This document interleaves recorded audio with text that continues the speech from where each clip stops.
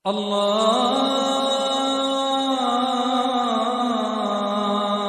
أكبر. بالله من الشيطان الرجيم. بسم الله الرحمن الرحيم. وإذ قال إبراهيم رب اجعل هذا البلد آمنا واجنبني وبني أن نعبد الأصنام رب إنهن أضللن كثيرا من الناس فمن تبعني فإنه مني ومن عصاني فإنك غفور رحيم. صدق اللہ العظیم. وَإِذْ قَالَ، اور جب کہا، یعنی وہ وقت یاد رکھنے کا ہے جب کہا ابراہیم نے، ربی، اے میرے رب. اب ربی کا لفظ استعمال کر کے دعائیہ کلمہ ہے، اس لیے قالا کا ترجمہ بھی قالا، کہا، بتایا، عرض کیا، فرمایا، ان تمام معنوں میں آتا ہے، اور دعا کرنا، پکارنا ان معنوں میں آتا ہے. تو اس کو ان حالات کے مطابق اس کا ترجمہ بھی کیا جاتا ہے. اس لیے مولانا اشرف علی تھانوی رحمۃ اللہ علیہ کے عموماً ترجمہ جب ربی کا لفظ استعمال ہوا تو وہ کہتے جب ابراہیم نے دعا کی، اجعل، بنا دیجئے، حاضل بلدہ، اس شہر کو، آمنن، امن یامن، امن پانا، امن والا، پر امن، وجنبنی، جنبا یجنب، تجنب یتجنب، اس کے معنی بچانے کے آتے ہیں. اجتنب یجتنب باب افتعال میں لائے جائیں تو بچنا متعدی، اور اس کا جنبا یجنب، جنبا یجنب، نصر ینصر سے، یا اجتنب جنب یجنب باب تفعیل سے، تو ان کے معنی ہوتا ہے بچانا. وجنبنی، اور مجھے دور رکھیے، مجھے بچائیے، علیحدہ رکھیے. وبنیہ، یہ بنین ہے، اور میرے بیٹوں کو، یعنی اولاد مراد ہے، میری اولاد کو، کہ ان، کس چیز سے، ان تفسیریہ ہے کہ ان کہ نعبدا، کہ ہم عبادت کریں، الاصنام، بتوں کی، مورتیوں کی، صنم کی جمع اصنام. یہاں اس سے پہلے پچھلے رکوع میں ہم نے پڑھا کہ الم تر الی الذین بدلوا نعمت اللہ کفرا واحلوا قومهم دار البوار. یہاں کہ اللہ کی نعمتوں کو کفر سے بدلا ان لوگوں نے، اور بت پرستی شروع کی، اور بت پرستی کے خلاف باتیں ہوئی، اس میں توحید کی باتیں ہوئی. تو مثال کے طور پر توحید کا بڑا علم بردار حضرت ابراہیم علیہ السلام تھا. ذرا سی بات بھی، یعنی یہاں تک کہ کہتے ہیں کہ منجنیق میں رکھ کے آگ کی طرف پھینکا جا رہا تھا، اس وقت فرشتے آئے کہ کوئی مدد کریں آپ کی. تو پوچھا کہ آپ خود آئے ہیں یا اللہ نے بھیجا ہے؟ تو نے کہا ہم پوچھ کے آئے ہیں. تو کہا کہ کوئی ضرورت نہیں ہے. ہاں، اما من کا فلا، اما الیہ کا فلا.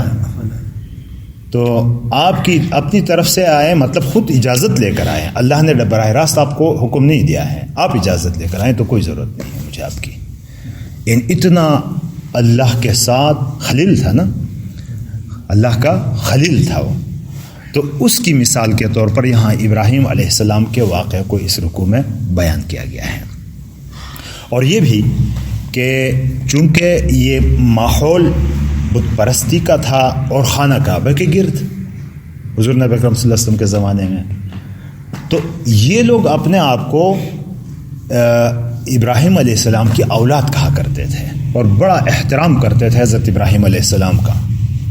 تو کیا ابراہیم کی تو حالت یہ تھی، تم ان کے متبع ہونے کا دعویٰ کر رہے ہو اور تمہاری حالت یہ ہے؟ کیا حالت ہے؟ وہ تو کہتا ہے کہ مجھے اور میری اولاد کو بت پرستی سے دور رکھیے، اور تم بت پرستی میں مبتلا ہو. یہاں ابراہیم علیہ السلام کی یہ دعا تو ظاہر ہے دعا ہی ہے ہر ایک کی، لیکن انبیاء علیہ الصلوۃ والسلام کی جو دعائیں ہیں جو قرآن پاک میں منقول ہیں، تو وہ تو سراسر حکمت ہے، اسی وجہ سے ان کو نقل قرآن پاک میں کیا گیا ہے۔ تو سب سے بڑی چیز ہوتی ہے کہ یہاں اللہ کے نبی ابراہیم نے دو قسم کی چیزوں کی دعا کی ہے، ایک امن کی دعا کی ہے اور ایک بت پرستی سے بچنے کی دعا کی ہے، شرک سے بچنے کی دعا کی ہے۔ امن ایسی چیز ہے کہ اس کو ہم دنیا کہیں تو دنیا ہے، آخرت کہیں تو آخرت ہے۔ امن نہ ہو، دولتیں ساری ہوں تو ساری ہی بیکار ہو جاتی ہے انسان کی، پیسہ ہے، بلڈنگ ہے، سب کچھ ہے، لیکن امن نہیں ہے۔ یہ اس وقت ہمیں محسوس ہوا جب تیمرگرہ کی ایک مسجد میں نماز پڑھ رہے تھے، تو اس وقت یہ طالبان وغیرہ کی یہ جنگیں شروع تھی سوات وغیرہ ایریاز میں، اور پشاور میں بھی دھماکے ہو رہے تھے۔ تو قریب آ گیا تھا تیمرگرہ کے، تو ایک آدمی نے کھڑے ہو کر رو کے چیخ کے کہہ رہا ہے کہ اے بھائیو، اللہ سے دعائیں مانگو، اللہ کی پناہ چاہو، اگر اسی طرح کی حالت یہاں ہمارے پاس آ گئی تو ہم ندی نالوں میں اپنے بچوں کے ساتھ بیٹھ نہیں سکتے۔ تو اس وقت میں نے سوچا کہ ہم چترال والوں کے اوپر اللہ کا رحم ہوا کہ ہمارے اوپر اگر آ جاتے، وہ لوگ تو بڑے سخت جان مشقت کرنے والے لوگ، ہم اپنے بال بچوں کو لے کر ان ندی نالوں میں زندگی گزار سکتے تھے۔ تو یہ امن کتنی بڑی چیز ہے اللہ کی طرف سے۔ تو امن ہو تو پھر تھوڑی سی دولت ہو، تھوڑی سی نعمتیں ہوں تو وہ بھی بڑی لگتی ہیں، لیکن امن نہ ہو، دولتیں ہزاروں ہوں آپ کے پاس لیکن کوئی کام کا نہیں ہے۔ اس لیے نبی ابراہیم علیہ السلام نے اپنی اولاد کے لیے امن کی دعا سب سے پہلے کی، اور سب سے بڑی نعمت ہے یہ دنیا کی نعمتوں میں، اور یہ اخروی نعمت بھی ہے۔ امن ہو تو آدمی عبادات وغیرہ جو دینی احکام ہیں ان پر سکون کے ساتھ عمل کر سکتا ہے۔ امن نہ ہو تو خوف کی حالت ہوتی ہے، اور خوف کی حالت کی عبادتیں ہوتی ہیں، لیکن اس طرح کے سکون کے ساتھ تو نہیں ہو سکتی۔ اس لیے ابراہیم علیہ السلام نے یہاں پہلی چیز جو مانگی وہ امن، اور دوسری چیز جو گناہوں میں سب سے بڑا گناہ ہے کہ لا یغفر ان یشرک بہ ویغفر ما دون ذلک، اس سے چھوٹے گناہ اللہ معاف بھی کرتا ہے لیکن شرک کو معاف نہیں کرتا، اس سے بھی پناہ مانگی۔ گویا کہ گناہوں سے بھی اپنے اولاد کے لیے دنیا بھی مانگی اور دین بھی۔ رب انہن اضللن کثیرا من الناس، اے میرے رب انہوں نے یعنی ان بتوں نے، اضلل یضلال کے معنی گمراہ کر دینا، بھٹک راہ سے دور کر دینا، کثیرا من الناس، بہت لوگوں میں سے بہت سارے، بڑی تعداد لوگوں کی انہوں نے گمراہ کر دی، کیونکہ وہ ماحول ہی ایسا تھا، بت پرستی کا ماحول تھا ابراہیم علیہ السلام کے زمانے میں۔ ہر زمانے میں اپنا ایک ماحول ہوتا ہے، ہر زمانے کا اپنا ایک فتنہ ہوتا ہے۔ اس زمانے جیسے آج کل کے زمانے میں کیا ہے، آج کل کے زمانے میں سب سے بڑا فتنہ اس وقت بے حیائی کا ہے۔ ہاں، بھیڑ بکریوں کی طرح عورتیں مرد ایک ساتھ، اور کوئی تمیز، کوئی حیا نام کی چیز، یہ اس وقت سب سے بڑا چیلنج ہے مسلمانوں کے لیے آج کے دور میں۔ اور اسی طرح اس زمانے میں سب سے بڑا چیلنج جو تھا وہ بت پرستی کا تھا، گھر گھر کے اندر، بچے بچے کے اندر، بڑے بڑے کے اندر بت پرستی تھی۔ اس لیے کیا کہا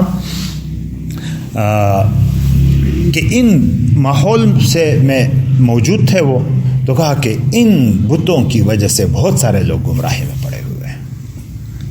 فمن تبعنی فإنہ منی، تو جس نے میری اتباع کی تو وہ تو مجھ میں سے ہے، یعنی میری جماعت میں ہے۔ اتباع کرنا، میری بات مان کے جو چلا ہے تو وہ تو میری جماعت میں ہے۔ گویا کہ یہاں ایک قسم کی سفارش کر رہے ہیں اللہ سے کہ اللہ ان کو تو بخش ہی دیجئے کیونکہ یہ میری اتباع کرنے والے ہیں۔ ومن عصانی، اور جس نے نافرمانی کی میری تو اس وقت بدعائی نہیں کی، فإنک غفور رحیم، دعا بھی نہیں کی، یہ بھی نہیں کہا کہ ان کو بخش دیجئے، لیکن انک غفور رحیم، تو معاف کرنے والا، رحم کرنے والا ہے۔ تو کوئی صورت ایسی پیدا کر سکتا ہے کہ ان کے ایمان میں داخل ہونے کی صورت ہو، یہ بچ جائیں۔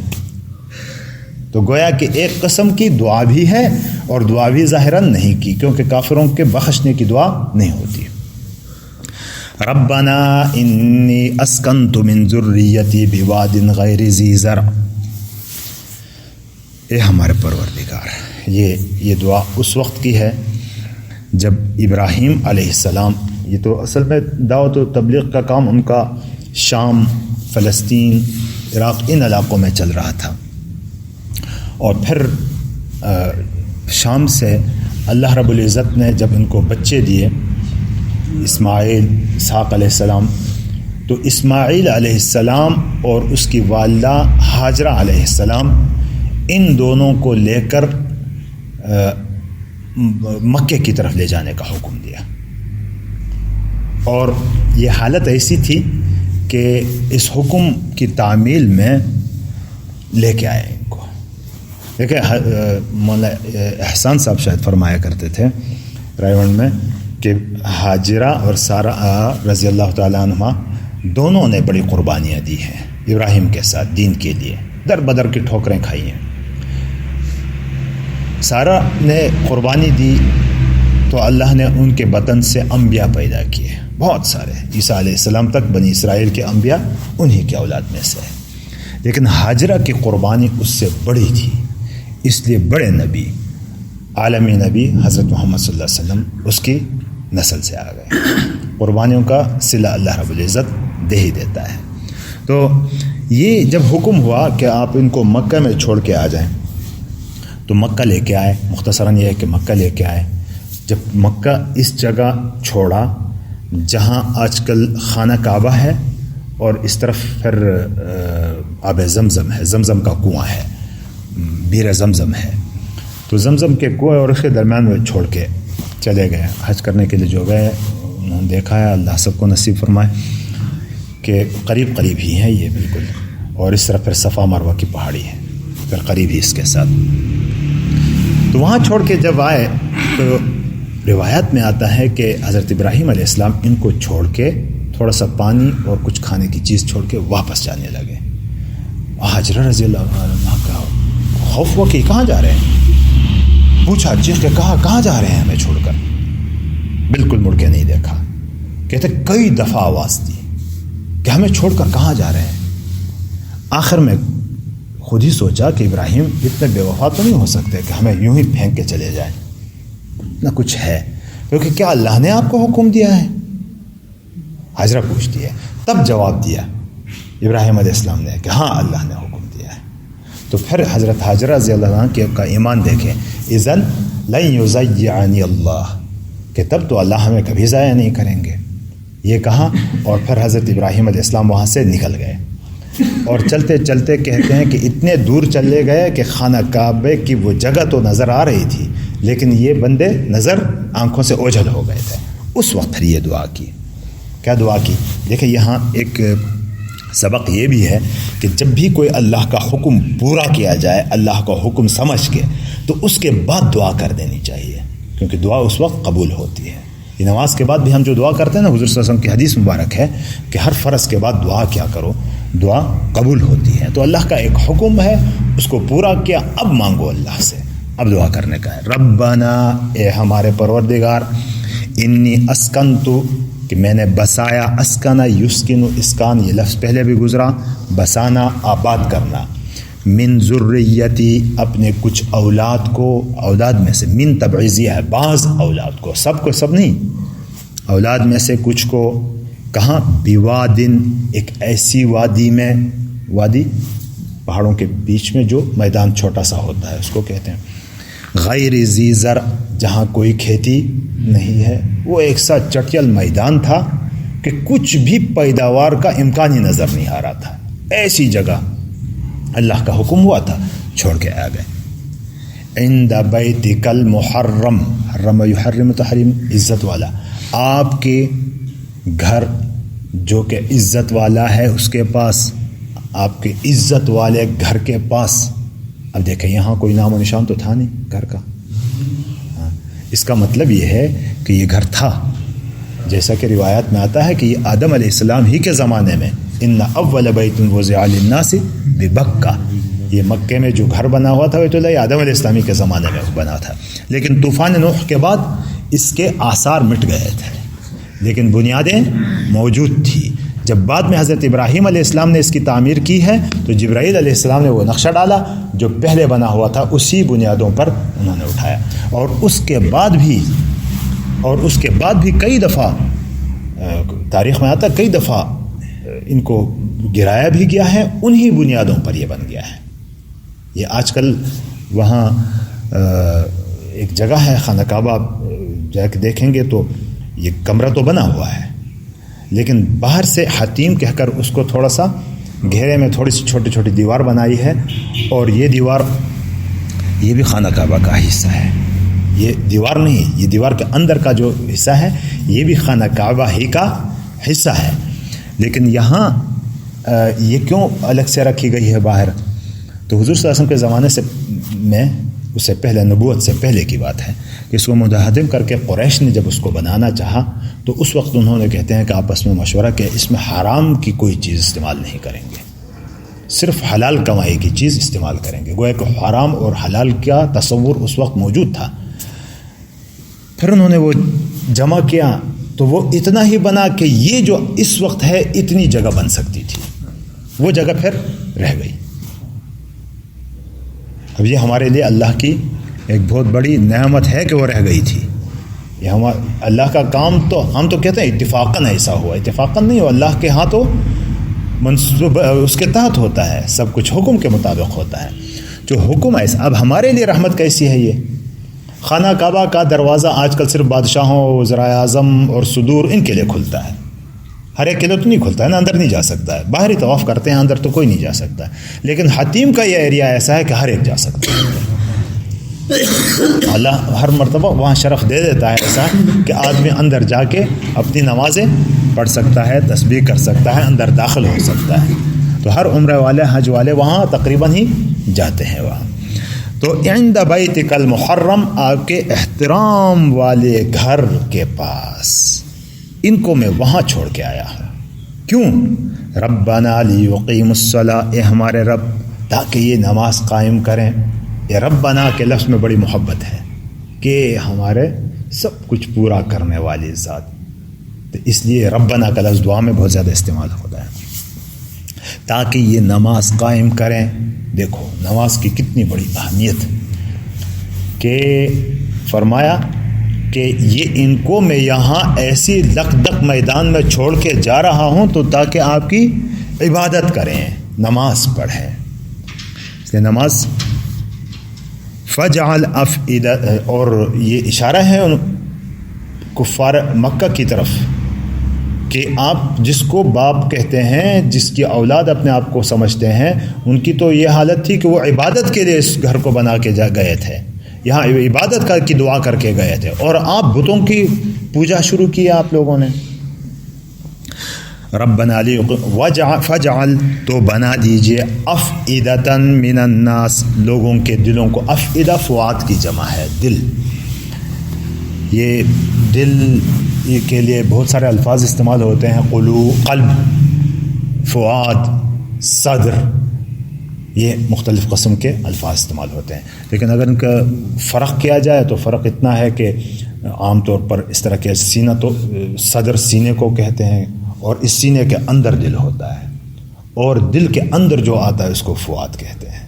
وہ ہے کہ قلب ہارڈ ویئر ہے اور فؤاد اس کا سافٹ ویئر ہے۔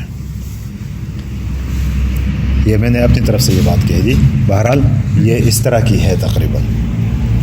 اچھا، افئدۃ من الناس، لوگوں کے دلوں کو، تہوی الیہم، حویہ یہوا، سمع یسمع، ہوا کے معنی جھکنا اور نیچے گرنے کے معنی میں آتا ہے۔ ہوا یہوی، ہون اس کے معنی بھی خواہش پیدا ہونے کے، تہوی الیہم کہ اس کی طرف مائل ہو جائیں۔ افئدۃ من الناس، کچھ لوگوں کے دل اس کی طرف مائل ہو جائیں۔ یہاں بھی کچھ کا لفظ استعمال من تبعیض کے لیے آیا ہے نا، تو اس کا مطلب یہ ہوا کہ سارے ہی لوگوں کے دل مائل ہو گئے تو وہاں تو پھر کوئی جا ہی نہیں سکے گا، پوری دنیا اس طرف ہو جائے گی۔ اب کچھ کہا ایمان والے تو اب بھی جو گیا ایک مرتبہ وہ کہتا بار بار جاؤں، جو نہیں گیا اس کا ارمان ہے کہ میں وہاں جاؤں۔ اور یہاں تہوی الیہم، افئدہ، دلوں کا اس طرف مائل ہونا یہ بھی ہو سکتا ہے کہ اس زمانے کے اعتبار سے کہ میں اپنے بچوں کو اکیلے چھوڑ کے آیا ہوں، آپ لوگوں کے دل اس طرف مائل کر دے تاکہ یہ شہر آباد ہو اور ہمارے بچے۔ وَارْزُقْهُم مِّنَ الثَّمَرَاتِ، اور دے دیجئے ان کو پھلوں میں سے لعلہم یشکرون تاکہ وہ شکر کر سکیں. وارزقہم من الثمرات. دیکھو یہاں پھر دعا ہو گئی دو قسم کی. فجعل افئدۃ من الناس تہوی الیہم وارزقہم من الثمرات. اور ان کو یہاں کے میوے بھی دیجیے. ایک تو کھانے کے میوے، اس کے لیے بھی ثمرات کا لفظ استعمال ہوتا ہے، اور کسی بھی چیز کے فائدے کے اس میں بھی ثمرات کا لفظ استعمال ہوتا ہے. سارے قسم کو. اور یہ سارا کچھ دیکھیں تو مکے میں اب بھی موجود ہے. دنیا کی ہر قسم کا میوہ تازہ ترین مکہ میں ملے گا، اور سال کے 12 مہینے ملے گا. اور ویسے بھی رزق اللہ کی طرف سے وہاں فراوانی ہے، ورنہ وہ جگہ ایک اب بھی لگدق میدان ہے. وہ اب بھی وہاں کوئی پیداوار، کوئی اس قسم کی چیز نہیں ہے. پہاڑیاں ہیں خوش قسم کی، لیکن سارا کچھ اللہ کی نعمتیں وہاں آ رہی ہیں. تو یہ دنیا کی دعا کی کس لیے؟ لعلہم یشکرون، تاکہ وہ شکر ادا کر سکیں. تو یہ دنیا کی نعمتیں دنیا میں مستی کے لیے نہیں ہیں، دنیا کی نعمتیں بھی آخرت کے لیے ہیں. ربنا انک تعلم ما نخفی وما نعلن. اے ہمارے رب، آپ جانتے ہیں. اخفا یخفی، اخفا کا چھپانا، خفیہ یخفا بھی چھپانے کے. ما نخفی، جو ہم چھپاتے ہیں، یعنی جو چھپی ہوئی ہے. وما نعلن، اعلن یعلن، ظاہر کرنا، اور جو ہم ظاہر کرتے ہیں. جو کچھ ہم ظاہر کرتے ہیں، جو کچھ ہم چھپاتے ہیں، تو سب کچھ جانتا ہے. یعنی اپنے یہاں ساری چیزیں آ گئی. اپنے بچوں کو، بیوی کو اس طرح چھوڑتے ہوئے جو غم ہے میرے دل میں، وہ تو جانتا ہے، وہ تیرے لیے میں نے کیا ہے. اور جو ہم ظاہر کرتے ہیں وہ بھی تو جانتا ہے. وما يخفى على الله من شيء في الارض ولا في السماء. دل تو کیا انسان کے، اللہ سے تو دنیا آسمانوں اور زمینوں میں کوئی چیز چھپی ہوئی نہیں ہے. الحمدللہ. اب یہاں اللہ کا شکر ادا کر. دیکھو کتنی بڑی قربانی ہے. بچہ بڑھاپے میں پیدا ہوا، ایسے بچے کو وہاں چھوڑ کے جا رہے ہیں، بیوی کو وہاں چھوڑ کے جا رہے ہیں. کون ایسا برداشت کر سکتا ہے کہ ایسے جگہ اپنے بچوں کو کوئی چھوڑ کے تصور بھی نہیں کر سکتا. لیکن پھر اس کے بعد بھی اللہ کی نعمتوں ہی کو یاد کر رہے ہیں. ہمیں تو ذرا سی تکلیف ہو تو کہتے ہیں یار یہ ہمیں ہی ملتی ہے، یہ تکلیفیں ہمارے ہی گھر میں رکھی ہوئی ہیں. خدا عورتیں تو ایسا ہی کہتی ہیں کہ یہ تکلیفیں ساری ہمارے لیے رکھی ہوئی ہیں. یہاں ابراہیم علیہ السلام سے کیسی کیسی قربانیاں لی جا رہی ہیں، پھر بھی اللہ کی نعمتوں ہی کو یاد کر رہا ہے. کہتا ہے الحمدللہ، تمام تعریفیں، تمام شکر اللہ ہی کے لیے. الذی وہب لی، جس نے مجھے دے دیا. علی الکبر، بڑھاپے میں، اسماعیل و اسحاق، اسماعیل اور اسحاق کو بڑھاپے میں مجھے دیا ہے. ان کو میری کیا طاقت تھی کہ یہ آ جاتے. تو نے ان ربی لسمیع الدعاء، بے شک میرا رب البتہ سننے والے ہیں دعا کو. سننے والے کا مطلب کیا ہے؟ قبول کرنے والے، قبول کرنے والے ہیں دعا کو. رب اجعلنی، رب اجعلنی، اے ہمارے رب ہمیں بنا دیجئے مقیم الصلاۃ، نماز کو قائم رکھنے والے. لیکن نبی ہے، اللہ کا حکم نماز پڑھنے کا ہے، تو وہ کیوں چھوڑ رہے ہیں نبی؟ لیکن پھر بھی دعا کر رہے ہیں کہ کہیں ایسا نہ ہو کہ سستی ہو جائے. تو ایک نبی کے لیے ایسا ہے تو ہم کون ہیں بھائی، ہم بھی بار بار دعا کریں. وَمِن ذُرِّيَّتِي، اور میری اولاد میں سے ان کو بھی نماز کا پابند بنا دیجیے. سب سے بڑی چیز یہ ہے کہ آدمی اپنی اولاد کو نماز کا پابند بنا دے. مُرُوا أَوْلَادَكُمْ وَهُمْ أَبْنَاءُ 7 سِنِينَ وَاضْرِبُوهُمْ عَلَيْهَا وَهُمْ أَبْنَاءُ 10 سِنِينَ. کہ اپنے بچوں کو 7 سال کی عمر میں نماز کا پابند بنا. جو بچہ 7 سال کی عمر میں اپنے باپ کے ساتھ نماز پڑھ رہا ہوتا ہے، وہ بڑا ہو کر پھر اس کے پیچھے گھومنے کی ضرورت نہیں ہوتی ہے، وہ خود ہی نمازی بن چکا ہوتا ہے. اور 10 سال تک بھی نہ پڑھے تو 10 سال کے بعد تو پھر پٹائی کرنے کا بھی حکم ہے. اگر جو اپنے بچوں کو ان عمروں میں نماز کا عادی نہیں بناتے تو یہ بچے بڑے ہو کر پھر بڑی مشکل ہوتی ہے ان کو راست پہ لانا. ربنا وتقبل دعا، اے ہمارے رب ہماری دعاؤں کو قبول فرما دیجئے. ربنا اغفر لی ولوالدی، اے ہمارے رب ہماری مغفرت فرما دیجئے اور میرے والدین کی مغفرت فرما دیجئے، ہمارے والدین کی مغفرت فرما دیجئے. ربنا اغفر لی، اے ہمارے رب میری مغفرت فرما دیجئے. وللمؤمنین، ہمیں بھی یاد رکھا ہے، اور ایمان والوں کی یوم یقوم الحساب، جس دن کے حساب قائم ہوگا، حساب کتاب کا دن ہوگا، اس دن ہم سب کی مغفرت فرما دیجیے۔ تو یہ دعائیں ہر وقت ایک نبی جس کی مغفرت تو ہو چکی ہوتی ہے لیکن پھر بھی وہ اپنی مغفرت کی دعائیں کر رہا ہے، تو ہمیں تو ہر وقت یہ دعائیں کر ہی لینی چاہیے۔